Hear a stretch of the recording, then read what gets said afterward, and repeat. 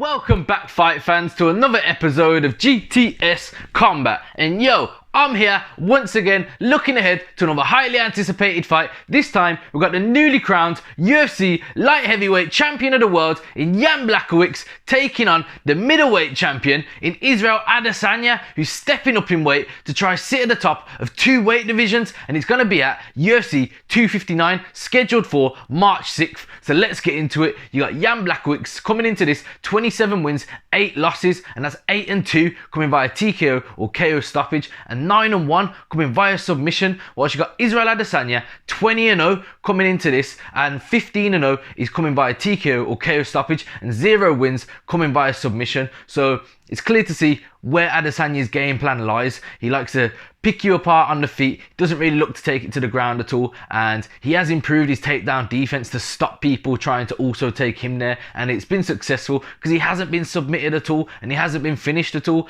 in his mixed martial arts career. So yeah, let's get into the stats a bit. I'll put some more in-depth stats for you on screen now. But you've actually got Jan Blachowicz, you'd believe would be the bigger guy in this fight because he is the natural light heavyweight. He's been at light heavyweight while Adesanya's the one stepping up in weight. But it's actually Adesanya coming in as the taller man at 6'4", whilst Jan Blachowicz 6'2". And also Adesanya actually has the reach advantage at 80-inch reach compared to Jan's 78-inch reach. Not much difference at all really, but it's just quite interesting to look into considering that Jan is the natural light heavyweight and it's Adesanya who's stepping up in weight, but he's actually going to be the taller, rangier guy in the octagon on the night.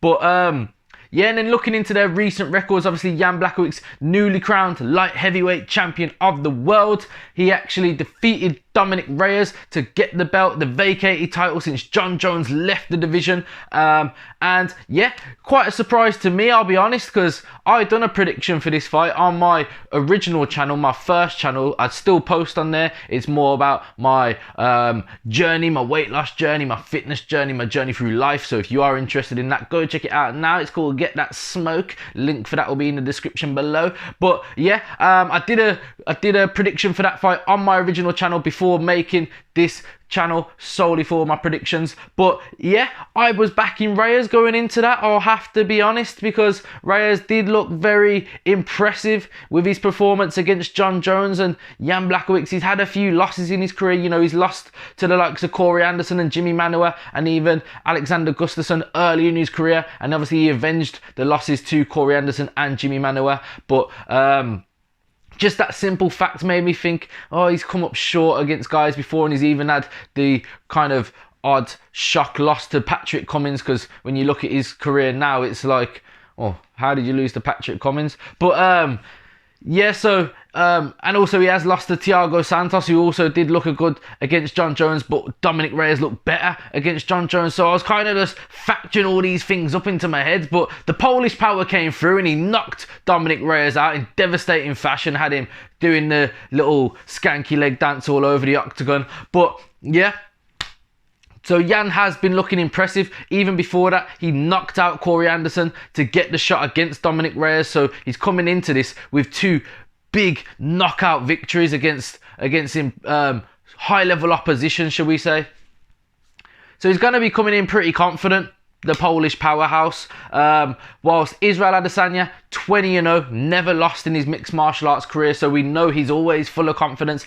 Dances to the octagon, choreographed dance moves with his friends as he's walking to the octagon. We know he's full of confidence. He knocked out Paulo Costa in his last fight and dragged his nuts across his back. But yeah, and then prior to that, obviously, we had the bit of a snooze fest with Yoel Romero, but we can't put all that onto Adesanya. Yoel Romero was a big part of that, just standing there with his guard up, not doing too much. But and then even prior to that, he had the massive mega fight, New Zealand versus Australia with Robert Whittaker, and he came out on top there as well. Practically knocked Whittaker out twice in one fight, and I was a bit disappointed there, I have to say, because Bobby Knuckles is one of my favourite fighters. But it just proves the levels that Adesanya is at, because I was saying going into that fight, he hadn't really fought anyone that he wasn't really, you know, looking likely he was going to lose to. It looked like before Robert Whittaker, he was supposed to beat everyone he faced. And I know he had a very closely contested fight with Kelvin Gastelum, but in my opinion, he was meant to beat Kelvin Gastelum. He was meant to beat an aging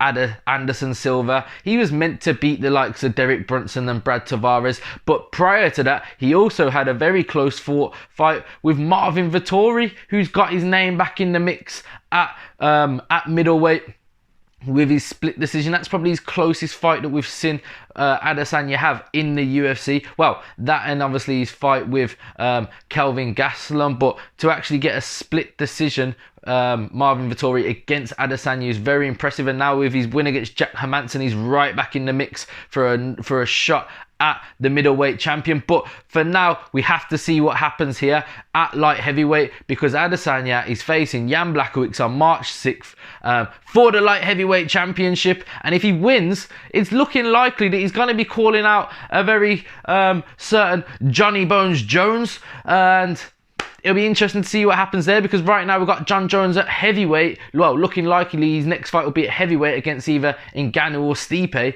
But him and Adesanya got beef, and that's why it looks like Adesanya went to light heavyweight to take John Jones' old belt off Jan Blachowicz and say, look, I've got your belt, come fight me, big man. But yeah, he has to get through the Polish powerhouse. And how do I see this one kind of playing out? Well, you've got Adesanya coming up from middleweight, but like I said, he's actually the taller guy, the rangier guy, and that is definitely going to play into his hands then. I did not know that before looking into this fight, before doing this prediction, before getting the stats ready to break this down. I was thinking it's going to be interesting to see where Adesanya stands at light heavyweight. How big does he look? Or, you know, what sort of size is he looking next to these guys? And to hear that he's actually going to be the taller man is quite impressive. But he is quite a lean physique. So will he have that kind of bulky power? Will he have that kind of thickness to him to, you know, be able to manhandle with these guys, to wrestle around with these guys if need be, to in the clinch game, in the takedown, stuff like that. Jan Blachowicz, 9 submission victories on his record, so that is a possible avenue to try take Adesanya to the ground maybe and get him there. But like we've seen, many have tried that with Adesanya and they've come up short. They've failed to do so. You can't really take Adesanya to the ground. Even if you do, he pops straight back up. But all it takes is one punch potentially from the Polish powerhouse also. So if he can catch Adesanya, he could put him to sleep.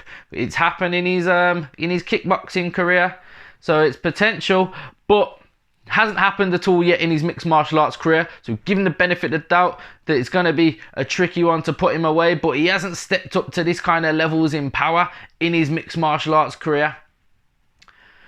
In my opinion, I am backing Adesanya because I don't want to be jibber-jabbering on too much, but the Polish powerhouse in Jan Blachowicz has the potential to catch him on the chin and knock him out, or even if he can just hurt Adesanya and maybe he starts panicking and goes for any sort of takedown, or he's quite open or hurt so he's easier to take down, then Jan could also potentially get a submission.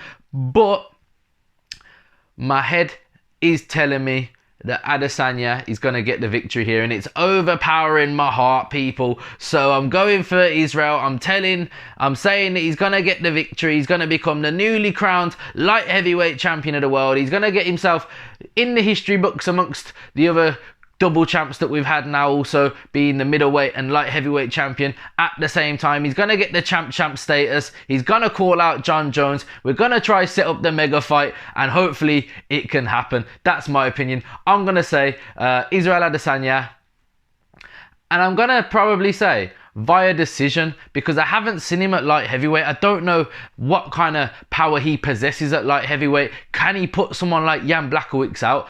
I'm not so sure, but I am sure that he can use his footwork and utilize his range and his head movement and stay out of the way of any big shots and just pick apart Jan 4 to 5 rounds and get the unanimous decision. That's going to be my prediction. Let me know your prediction in the comment section below. I've been your boy Jimmy. This has been GTS Combat. Like, comment, share and subscribe. Till next time.